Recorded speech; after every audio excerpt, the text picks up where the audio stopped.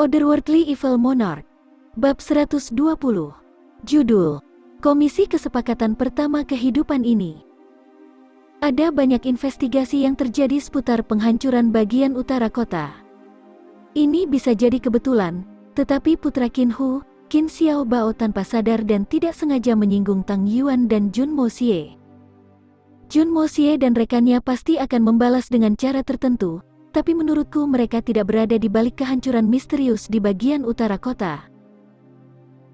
Namun, aku tidak bisa hanya menjadi sedikit paranoid, tapi aku pikir ini bisa terkait dalam beberapa cara, tapi aku tidak bisa menjelaskan alasan di balik kecurigaan aku. Li Yuran berdiri dan mulai mondar-mandir perlahan. Saat ini, bagian utara kota telah kehilangan mata dan telinganya, itulah sebabnya kita kehilangan sebagian besar sumber daya kita di bagian kota itu. Jadi kita harus menebus kehilangan itu secepatnya bisa jadi. Bagus, kamu harus mengatasinya. Li Sang memejamkan mata.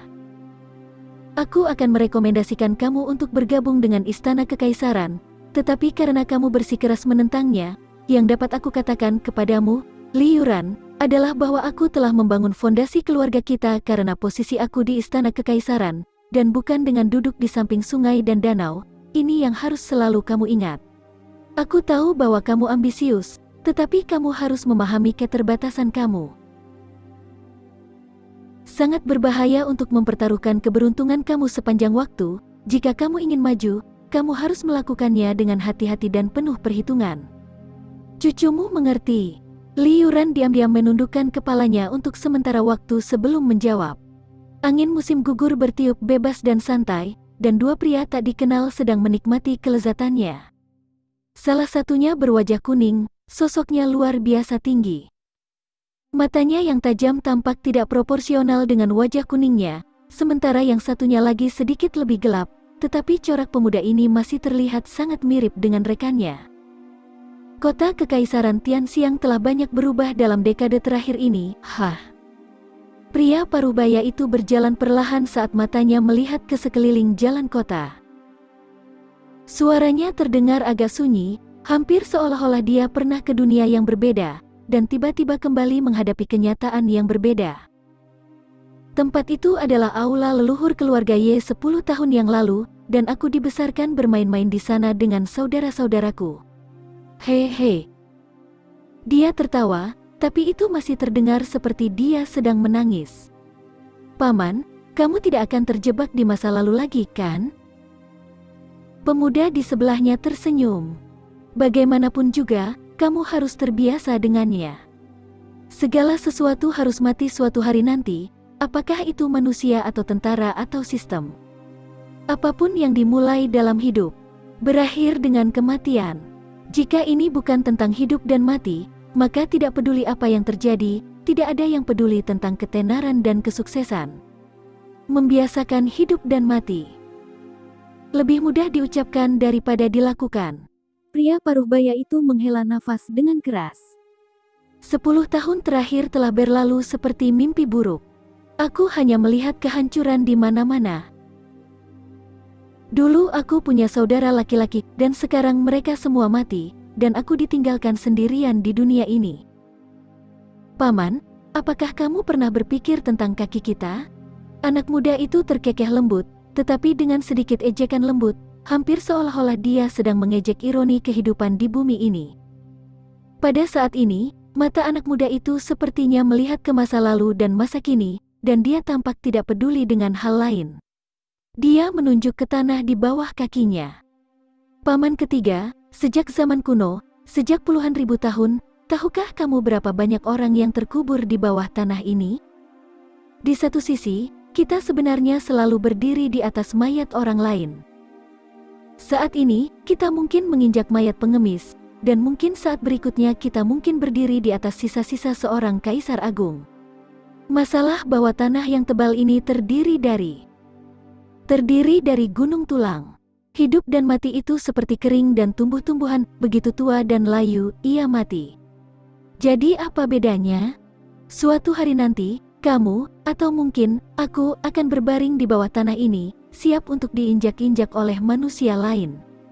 Tapi yang paling penting sekarang, Sekarang, kita menginjak orang lain sepanjang waktu, apakah dia orang biasa, atau penguasa kekaisaran sekali dalam ribuan tahun, atau putri cantik seorang menteri. Tapi apa mereka sekarang?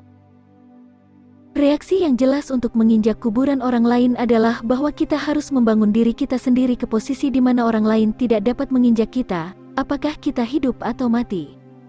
Haha. Pria itu tertawa jahat. Itu mungkin benar, tapi kita juga harus menghargai ingatan orang mati dari waktu ke waktu. Jika kita tidak menghargai ingatan mereka, atau lebih buruk lagi, membuat diri kita tidak layak untuk dikenang, lalu bagaimana kita bisa mengharapkan generasi mendatang untuk mengingat kita? Raja mungkin telah menjadi raja dalam hidupnya, tetapi jika dia membunuh 1 juta orang, maka tidak masalah jika dia mati di gunung atau di dasar sungai, dia masih akan pergi ke neraka. Dalam hidup, kita tidak boleh menyesal. Bahkan jika kita telah melakukan sesuatu yang salah, kita tidak boleh menyesal. Suatu kesalahan dilakukan untuk alasan yang benar tetaplah benar, dan benar dilakukan untuk alasan yang salah tetap salah. Tidak ada yang tahu realitas benar dan salah dalam kebenaran. Selama kita hidup, kita harus bersenang-senang. Hidup seperti laut, bebas dan tidak terkendali. Ikuti keinginan hati. Jika kita tidak menyukai seseorang, kita harus menginjaknya. Dan bunuh orang yang menyakiti kita. Dan hancurkan yang menghalangi jalan kita. Dalam hidup, baik pria maupun wanita harus dengan bangga melihat ke langit, dan biarkan orang-orang yang mengabaikan bumi ini tahu bahwa kita hidup. Bahwa kita layak datang ke dunia ini. Mata anak muda itu menatap dari kejauhan ke sekelilingnya. Ini hanyalah sebuah permainan, tidak lebih. Kedua pria ini agak aneh, meskipun mereka terlihat sangat muda, mereka berkata seperti orang tua. Kombinasi aneh ini jelas adalah paman dan keponakan dari Jun Woo dan Jun Mo Xie. Jun Woo tidak meninggalkan halaman keluarga Jun dalam 10 tahun terakhir ini, jadi Jun Mo Xie ingin membawanya keluar untuk menghilangkan kebosanannya. Inilah yang dibutuhkan Jun Woo, dan dia langsung menyetujuinya, sehingga kedua pria itu dengan diam-diam menyelinap keluar dan memutuskan untuk berjalan-jalan di sekitar jalan-jalan ibu kota. Jun Mo Xie telah menjalani kehidupan yang sangat tersembunyi di inkarnasi sebelumnya, dan telah memperoleh keahlian yang tak tertandingi dalam menyamar menggunakan berbagai teknik modern dan kuno. Pada saat ini, mereka terlihat sangat berbeda dari penampilan aslinya, sehingga tidak ada seorang pun di seluruh benua Suan-Suan yang dapat mengetahui identitas asli mereka. Itulah sebabnya kedua pria itu dengan berani berkeliaran saat ini. Mo Xie, apakah kamu benar-benar percaya itu? Jun Woo selesai mendengarkan Jun Mo Xie, lalu menggelengkan kepalanya dan tertawa. Jika kamu tidak dapat melihat dirimu sendiri, maka kamu setidaknya harus mendengarkan dirimu sendiri. Aku khawatir kamu telah banyak berubah. Kamu melihat melalui konsep hidup dan mati seperti orang yang sangat tua. Jun Mo Xie tersenyum di dalam hatinya. Dia memang menjalankan mulutnya seperti orang tua, tapi sekali lagi, dia cukup berpengalaman dalam hidup. Ini bagaimanapun juga, ini adalah kehidupan keduanya, dan dia berbicara dari pengalaman.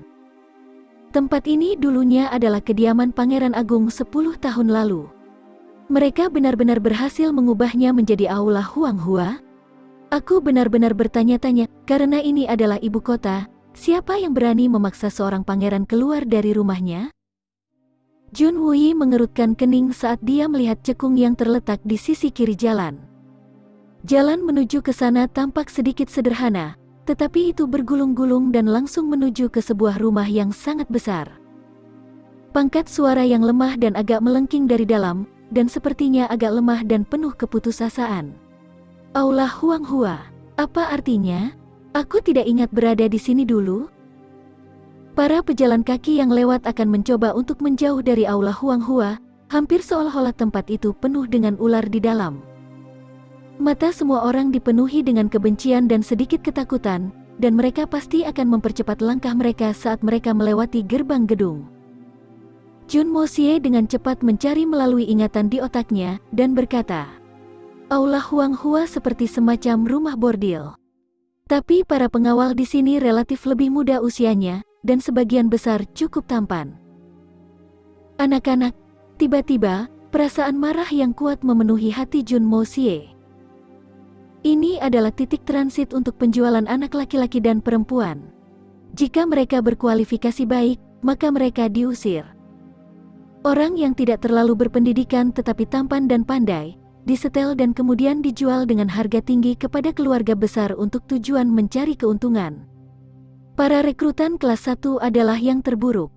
Mereka diizinkan untuk tinggal di sini selama beberapa tahun, sampai mereka mencapai pubertas dan kemudian, mereka dijual ke Spirit Folk River untuk dijadikan mainan pria dan wanita. Tempat ini adalah dasar dari dosa dan kotoran. Jun Wuyi menatap tajam ke arah gerbang. Aku tidak menyangka bahwa bangunan seperti itu akan diizinkan berfungsi di dalam kota Kekaisaran Tianxiang.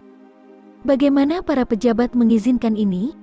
Jun Mo Xie menghela nafas. Tempat ini pernah menjadi milik pangeran sekali, dan dia harus melepaskannya, tapi tidak ada yang tahu apa yang terjadi dan mengapa.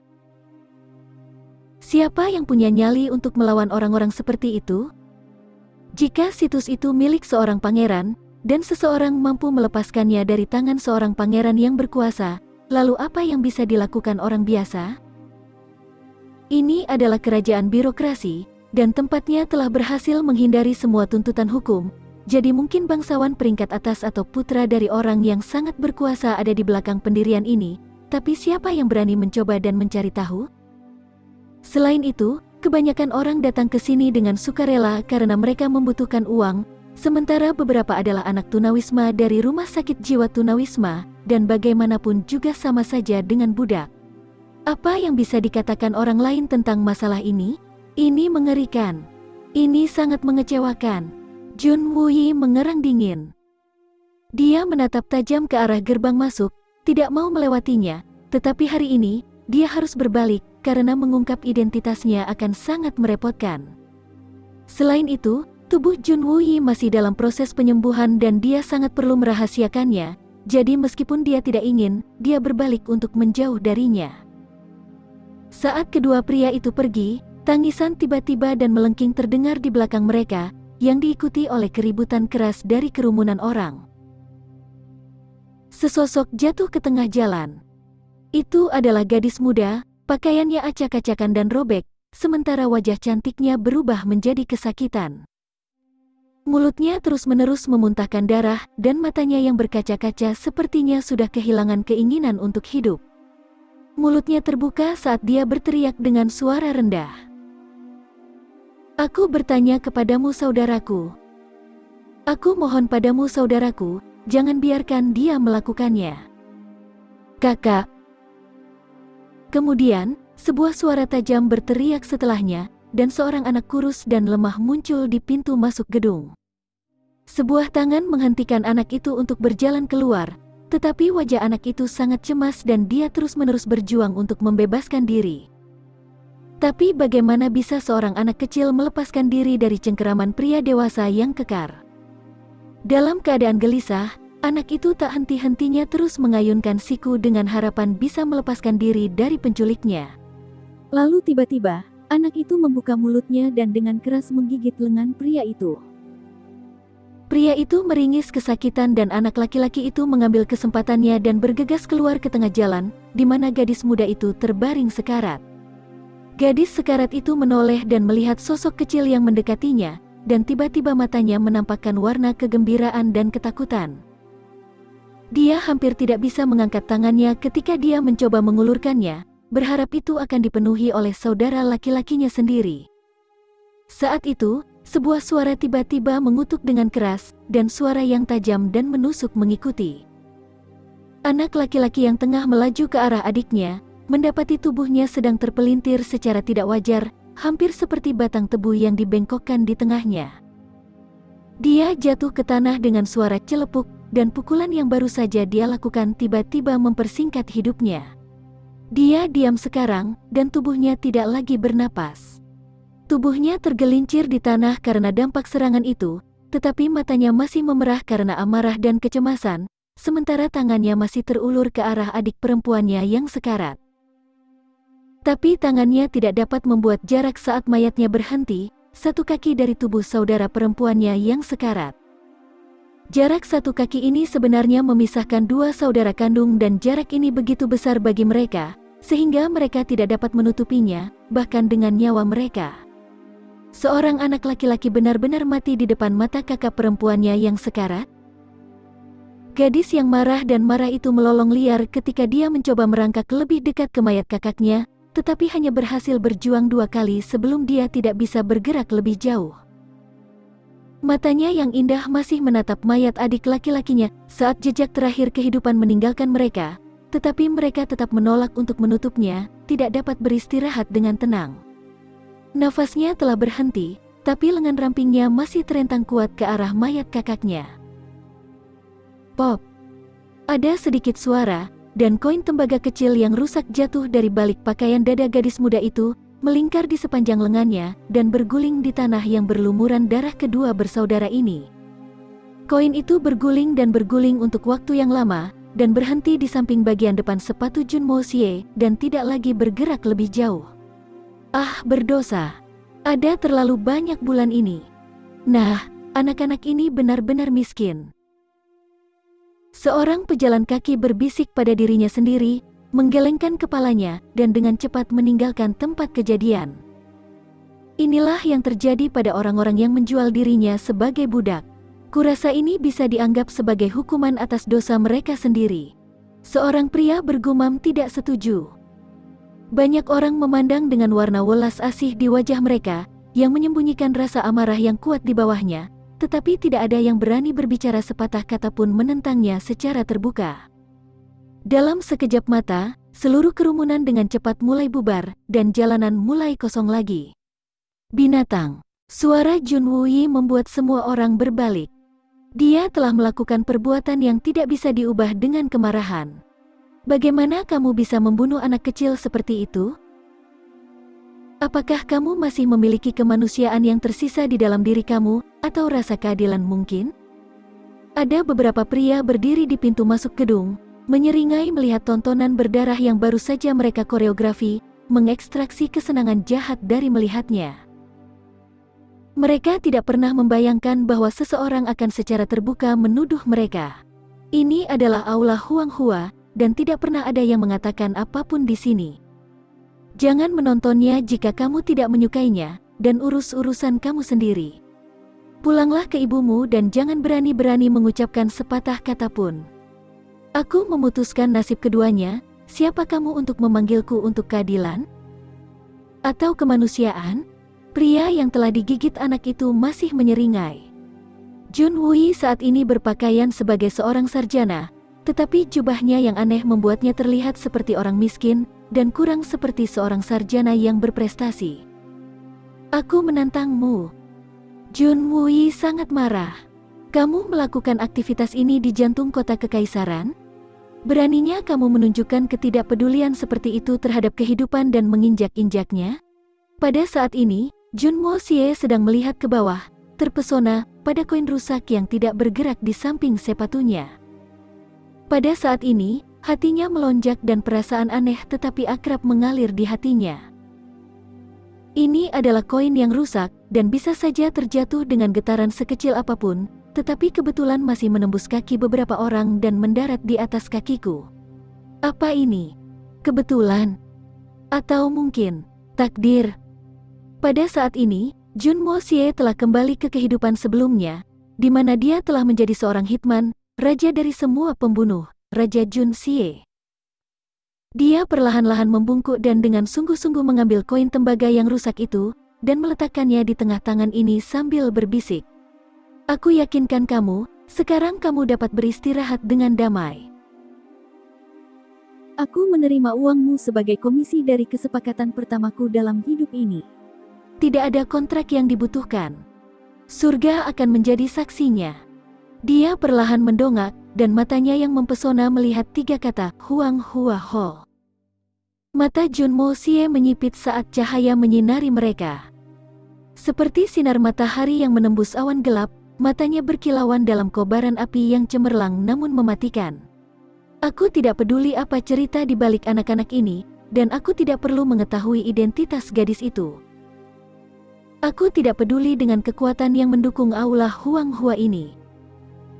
Aku hanya tahu apa yang harus aku lakukan. Masalah uang ini adalah kemalangan manusia. Koin adalah uang, meskipun rusak, tetap saja uang. Aku telah menerima uang ini sebagai komisi untuk sebuah kesepakatan. Dan sejak aku menerima komisi ini, orang-orang ini harus mati. Jadi sekarang, aku akan membunuh